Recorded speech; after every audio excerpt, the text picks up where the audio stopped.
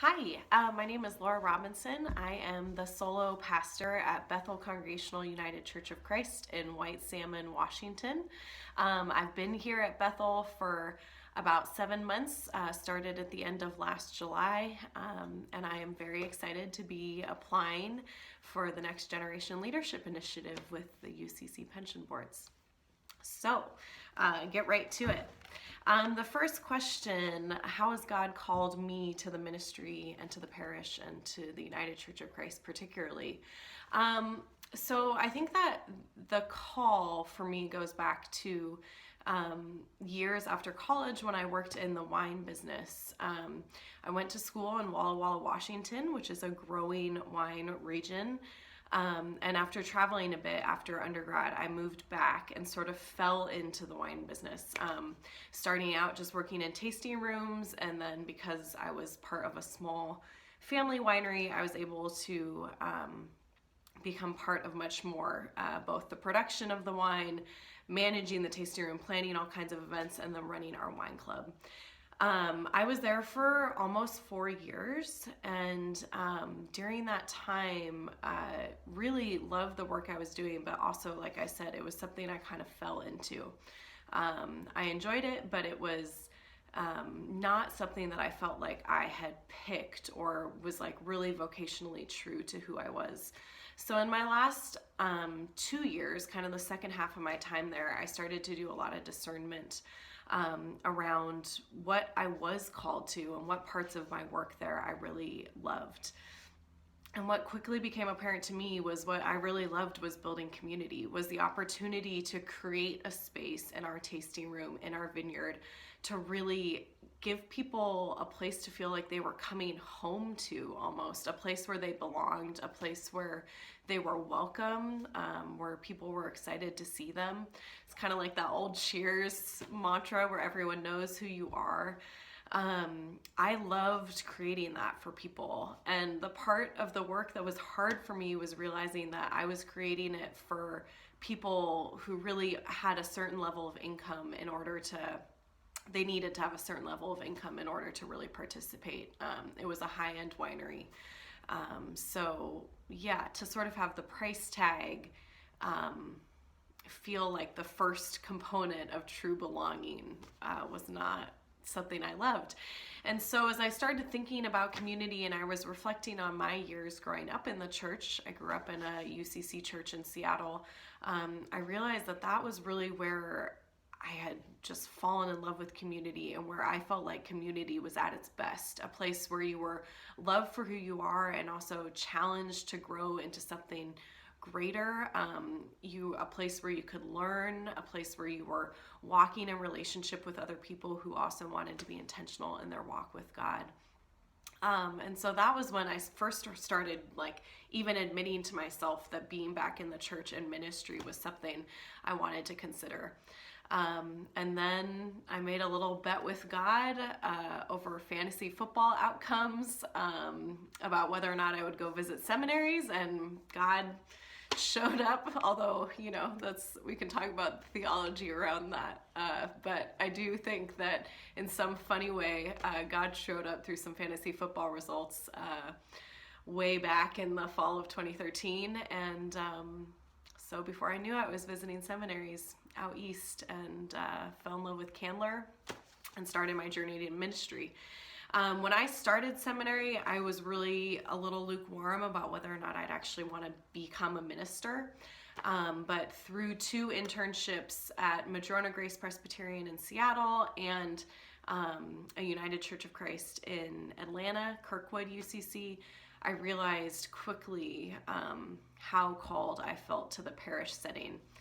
Add to those internships the fact that I also worked in the Seattle City Council offices one summer while I was in seminary, and realized that my interest in politics was mostly was just an interest and something I'm passionate about, but not something I felt called to do professionally or vocationally. So yeah, ended up realizing just how critical I felt the parish setting was to our local communities, and so pursued that out of my seminary, out of Candler. Finally, how I feel called to the United Church of Christ. Like I said, I grew up in the UCC. I love it as a denomination. When I entered seminary, I wasn't convinced that it was actually going to be the denomination for me. But because of my internship at KUCC and because of an opportunity I had to facilitate multiple class sessions of a history and polity class, a UCC history and polity class, I just came to realize how critical I felt our denomination is. In liberal settings like Seattle, it feels like all the churches are on the same progressive bent, but you go to the South and that is not the case. The stand that the UCC takes for justice and for inclusivity is so critically important, and just all the more important at the time we find ourselves in 2020. So I am proud to be UCC born and bred, and really happy and thrilled to be serving in a UCC setting. Okay, so second question. The Bible is full of stories where people say, "Here I am, send me," and then actively pursue God's vision as they perceive it. My vision for my life right now, and the call that I feel that helps me do what I do, is very much related to that vocational call, that call to build community. I really believe, and I don't know if this has been true my whole lifetime, but I think the individualist nature of the United States and of kind of our American mindset, along with the addition of how our technology helps us and aids us in the world, I think actually in many ways isolates us. I think, we talk about the pandemic of loneliness in this country, and I feel a real deep call and mission and vision to kind of break down some of that loneliness. I think so much of what we're dealing with, climate change, with our politics in this country, I don't know that it can be solved by community building, but I believe it's a place to start. And when we're actually truly getting to know one another and caring for each other and really just stepping out beyond ourselves to care for our neighbors, I think that can do a lot of healing in the world, healing for ourselves and healing for our communities. So that's a big part of my vision and why I do what I do. I think that faith communities have a role in the local community to help us nurture places of getting to know one another, of caring for one another, and just helping us be bigger than just ourselves, helping us think beyond ourselves, and giving us a place to know that when we really need to come and be cared for, when we really need to be loved, the church can be that for us too. We have a great library in White Salmon, and they do so much community building work, and they in many ways are a model for what I hope and believe Bethel already is and can continue to be, a meeting place, a gathering place, not just for religious stuff, but for all kinds of questions and seeking and community building. If we can just be not just a community center, because we'll always have a spiritual and faith built, but if we can be a gathering place for this community where all people feel welcome and feel a call to reach out and love their neighbors, then that to me is the vision realized.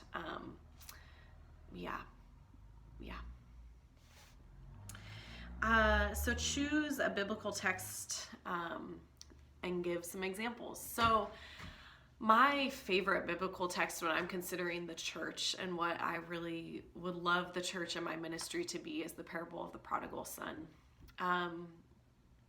Everything about that parable, I think, to me, speaks to God's love for us, for all of creation, and for what the church could truly be. The son, the prodigal son, the elder son, the father in that story, the relationships that define them and that trap them in their roles, but that also call and invite them to be bigger and to love beyond those roles, is such, to me, a call that the church places on all of us. the invitation that the father or the God figure in that parable makes to the prodigal son as he comes back, that welcome, that extravagant welcome, no matter who you are, or where you are, or what you've done, or where you are on your journey, son, daughter, child, you are welcome here. You're welcome back in this place. It does not matter how long you've been gone. It doesn't matter what you've done in the meantime. You have always been welcome here. And that celebration, that joy, that party throwing when the son returns, to me is such a good reminder of what we need to do as church. Worship should be celebration, should be joy. Not always. Worship should also be about lament and grief and an outpouring of heartbreak when we're experiencing it. But to me, worship just must call the spectrum of all our emotions. It must relate to all parts of our lives, the hard parts and the joyful parts. Worship can't just be this sort of bland every week, it's the same thing, and it's not a place for high-spirited celebrations, but it's also not a place for tears. It's a place where we come bring our staunch selves. That's not what worship is. Worship is about all of it, about the excitement, the joy of welcoming someone back in, the hardness of goodbyes, the grief of mortality, the grief of loss. Church is a place for us to come and bring all of who we are and all we're experiencing, and know that it's okay and it's welcomed and it's loved by God. And so to me, that welcoming home of the prodigal son is just the epitome of what the church could be when we're welcoming people. And then the great part of the parable is also the reality of the elder son too, of the son who's been around, who's been working the fields, who's been there consistent and doing what he's supposed to do, the responsible one. And my gosh, if we don't have those people in our churches, right, who are just, we have been here, we have been showing up, this is our church. We have been the good elder son and we feel unappreciated. And so to me, like, it is always that tension, that balance of welcoming back the people who have been gone forever, or who don't come to church every Sunday, or who don't know or don't want to contribute in some of those ways that we really need people to contribute. It is balancing that welcome with also appreciating and loving on those people, those elder sons who've been around the whole time and who are showing up and taking responsibility and, doing the things, offering their tithes and taking care of the building and doing all of that stuff that we so desperately need to make church matter. That is just, to me, completely epitomized in that conversation between the son and elder son, when the God figure, the father figure says, son, of course I love you, but I have to celebrate your son, my other son coming back. This isn't about me loving you less at all, but it's also a celebration of the son who's coming back into the household. And so, just how we create communities where prodigal sons, elder sons, prodigal daughters, elder daughters, all children, all people feel welcome to come back and feel loved and appreciated for the things they have to offer. That is so fundamentally important to me, and that parable just speaks to me through all of it. What leadership lessons have proved valuable in my ministry? Lots. I think a lot of the leadership lessons that have proved most valuable are the ones that come the ones that are most difficult for me, to be honest. I am learning more and more about my Enneagram and learning a little bit about how I myself struggle with change and the kind of presence I can be, especially in sort of stressful, high stress modes. And so the leadership lessons that I've found to be most important are ones like learning to be a non-anxious presence. And if you can't be a non-anxious presence, learning to at least be a less anxious presence. I saw that somewhere and I really appreciated it. Like, we can't be we're anxious beings. That's who we are as humans, but we can learn to be less anxious. And I think that's so important in churches. I'm lucky to be at a church that's not a very anxious church. They're a pretty strong, healthy church, but just making sure that in our board meetings, in our worship setting, I am not an anxious presence. I'm a calm and solid presence for them to lean on has been really important. Along those lines, something that helps me be less anxious of a presence is reminding myself and others that there is always time to take a breath, and there is always time for prayer, and there is always time to make space for God. I have to remind myself of that first and foremost. I move quickly on things on occasion. But so when I remind myself that, it's much easier for me to then remind the congregation of that, which I think then just gives us so much more opportunity for deep listening and for really making wise decisions when we need to make wise decisions. And then for my own leadership, it's always making sure, it's like reminding myself that there is time enough for things. There is time to ask questions. There is time to really talk to people, to listen to people, and to try to get beyond kind of surface level, getting to know one another. I think that's the phase I'm in right now. Kind of past the first 6 months, we're getting to really know each other now, and kind of letting go of some of that early shine and that early putting it on for one another. So now is the time to really dig in and figure out what our underlying motivations are and what our underlying what our call is together as the church. And so it's time for deep listening and reflecting with one another. And so as a leadership lesson, reminding myself that there's time for that. There's time to listen to the congregation and not simply bulldoze ahead with what I think needs to happen. And then most important leadership lesson, I do not and cannot do everything in this church alone. And so learning to let go of some things and to not micromanage, that is a big learning curve for me that I am still working on, but that is so important in solo ministry. My goodness, I was at a large program sized church for a residency before this, and it was really easy there to just let staff do it all. Not so at Bethel, which is a good thing. And so it is learning to let go of stuff and learning to trust that things will happen as they need to happen, and folks will show up. That's a big lesson and an ongoing lesson for me. So a specific narrative about leadership in my church in Bethel, one really specific thing I wanted to share. We brought back in January it's been a tradition at Bethel to do Tuesday night potlucks and then maybe some adult education after them. And so I sort of waited this fall to bring that back. I didn't want to rush into it.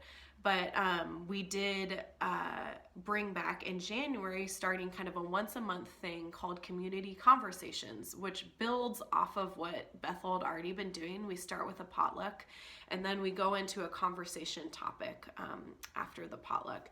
And so the very first one in January, we wanted to cover the topic of immigration, which was maybe a bit of a hefty topic to start for the first one. But I invited a community member who's been really active in some major immigration rights work here in the Gorge to speak to Bethel. And then I also invited a few other community members who are involved in immigration rights and justice work to just come and be present. We had a lot, for Bethel, we had a lot of people show up. We had about 25 people be there to be part of the conversation, which was awesome. A big learning for me, I had sort of left it up to this community member to structure the conversation.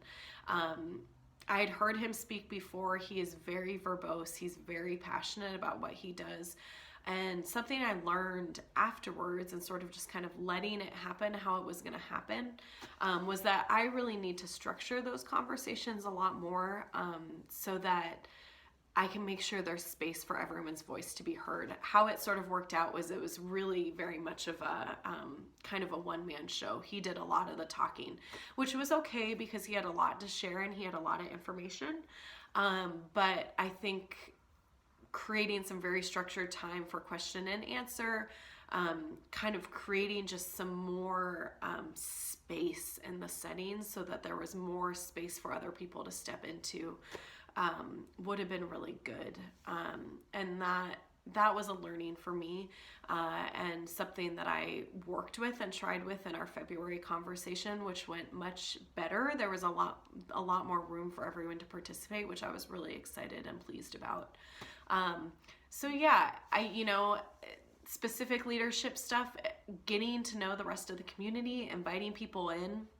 And then for me, reminding myself that I don't have to do it all, but I do have a role as the minister in the church to kind of help facilitate and structure and hold the space for conversation.